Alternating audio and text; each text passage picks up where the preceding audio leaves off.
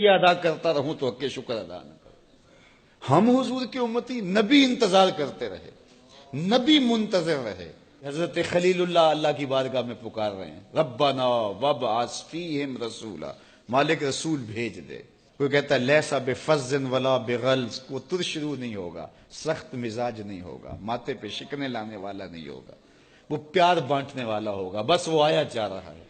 حضرت عیسیٰ نے تو نام بھی بتا دیا نا، مبشرم برسول یاتی من بعد اسمہ احمد۔ لوگوں میں جا رہا ہوں، چلو نام بھی بتا دیتا ہوں، میرے بعد جو آنے والا اس کا نام احمد ہوگا۔ نبی انتظار کرتے رہے، 12 نبیوں نے انتظار کیا حضور کی امت میں ہونے کے لیے، تمنا کی۔ نستورہ راہب انتظار کرتا رہا، بحیرہ راہب انتظار کرتا رہا۔ شب ہجر کی سختیاں کوئی اس سے جا کے پوچھے، تیری راہ تکتے تکتے جسے صبح ہو گئی۔ زندگیاں گزار دی انہوں نے۔ سلمان فارسی کی کہانی سن لو، مجوسی کے بیٹے تھے، حق کی طلب میں نکلے، باپ نے گھر سے نکال دیا، ایک پادری کے پاس جا کے رکے، زندگی بھر اس کی نوکری کی۔ جب اس کا آخری وقت آیا، اس نے کہا میری تدفین کے بعد غموریا چلے جانا، وہاں کا پادری خدا رسیدہ ہے، تجھے اس سے کچھ مل جائے گا۔ کہتے میں وہاں سے غموریا آ گیا، پھر اس پادری کی ساری زندگی خدمت کی۔ جب وہ مرنے لگا تو اس نے کہا کوئی ایسا شخص نہیں ہے جس کے پاس اب میں تجھے بھیجوں، لیکن نبی آخر الزماں کے ظہور کے لمحے آ گئے ہیں، تو یہاں سے یثرب چلا جا، وہ اس نبی کی ہجرت گاہ ہوگی، تیری زندگی سنور جائے گی، تو نے بڑی محنت کی ہے، بڑی نوکری کی ہے میری۔ کہتے میں نے اس کو کہا کہیں ایسا نہ ہو میں دھوکہ کھا جو مجھے کوئی نشانی بتا دے۔ اس نے کہا 3 نشانیاں ہیں، ایک صدقہ نہیں لے گا، دوسرا ہدیہ رد نہیں کرے گا، تیسرا 2 کندھوں کے درمیان مہر نبوت ہو۔ کہتے ہیں میں نے اس کی تدفین کی، یثرب کی جانب جاتے ہوئے ایک قافلے میں شامل ہو گیا، انہوں نے مجھے پکڑ کے اپنا غلام بنا لیا، لیکن میرے پہ مہربانی یہ کی کہ مجھے بیچا جا کے مدینے میں۔ ایک یہودی نے مجھے خرید لیا، میں اس کے باغ میں گوڈی کرتا تھا، کام کرتا تھا، کھجوریں توڑتا تھا، لیکن میں انتظار میں تھا کہ کبھی وہ نبی آخر الزماں آئے تو مجھے دید ہو، کبھی عرش پر، کبھی فرش پر، کبھی ان کے در، کبھی در بدر۔ غم عاشقی تیرا شکریہ، میں کہاں کہاں سے گزر گیا۔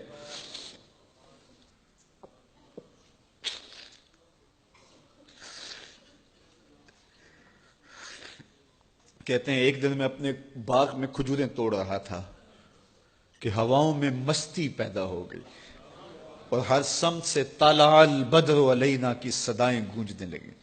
میں سمجھ گیا کہ وہ لمحے آ گئے، میں نے چھلانگ لگا دی اور دوڑ پڑا۔ میرے آقا نے سمجھا شاید غلام بھاگ گیا، اس نے دوڑ کے مجھے پکڑ لیا۔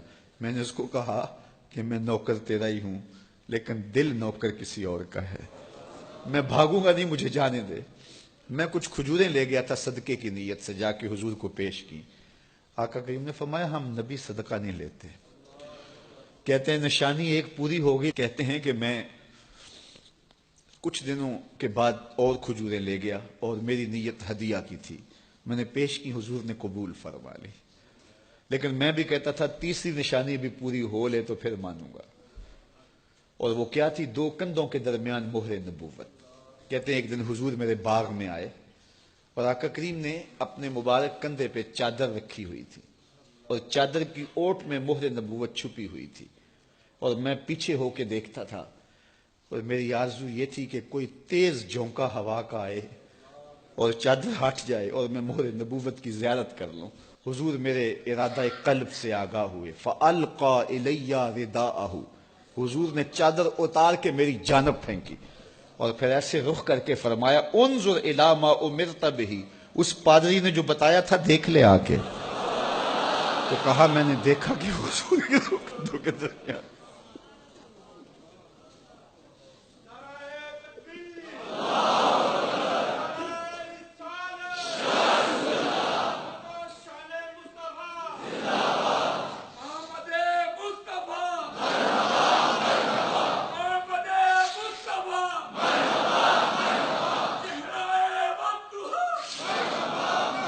شب ہجر کی سختیاں کوئی اس سے جا کے پوچھے، تیری راہ تکتے تکتے جسے صبح ہو گئی۔